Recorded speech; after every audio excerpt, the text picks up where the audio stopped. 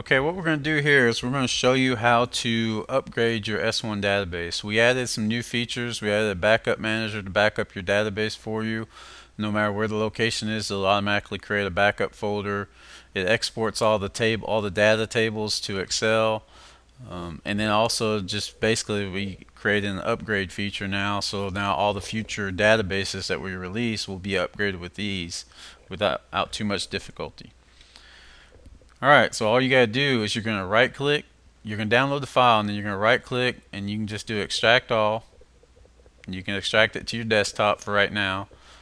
Okay, and then you're gonna open up the folder, and these are the files that's gonna be in here. For now on, what you're gonna need to do is create a folder on your C drive. Unless you're putting it on your server, I would still create that folder on your C drive anyways. So what you're gonna do is you're gonna open up My Computer, C drive, and you're gonna right click, new folder, and name it S1DB. And you're gonna open that up. Go back to the files that you just extracted, and then you're just gonna drag them in here into the S1DB folder. And then you can close that. You can even delete that folder because it's empty now. Alright, so back in the S1DB folder, next thing you're going to do, wherever you saved your backend from your old database, you're going to open up that folder. So even if it was on the server, if you put it on the server, you're going to open that up. You're going to right click, select copy, and chances are yours is named S1DB/backend. So you're going to right click on that file, your backend file, you're going to select copy. Then you're going to come over to the C drive, the S1DB, and you're going to right click and you're going to paste, and then you're going to right click on that backend file. Remember, the backend file is the one that says BE in the name. You're going to right click on it and rename it backup. So now you still have this file, because now you got two backups, because you do not want to do this and mess up, not have your data. So make sure you keep at least a backup of the original version until you actually get all this data imported over.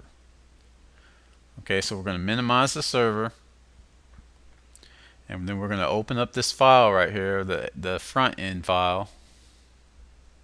You're going to get this if you didn't already get your license key, which most of you probably already have, so you probably won't even get this message. Alright, and then that's going to open up the file.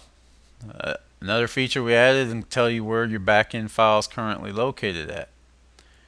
Right now mine's not where it should be, so I'm going to go to, as soon as I open this up, I'm going to go to Utilities, Link Table Manager, always prompt for new location, select all, hit OK,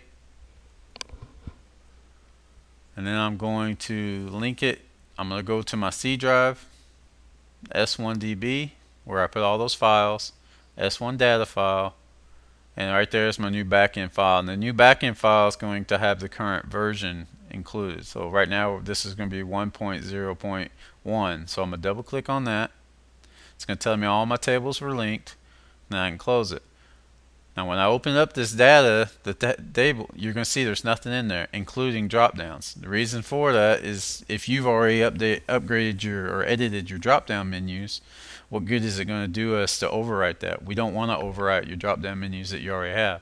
So now I'm going to close this. We'll be back at the main menu. I'm going to click Utilities, Backup Manager, and right here you can see the features that we added to this. We can force people out when we're getting ready to do a backup. We can create a backup. We can set it up to do weekly, daily, every 2 days, monthly, however you want to do it.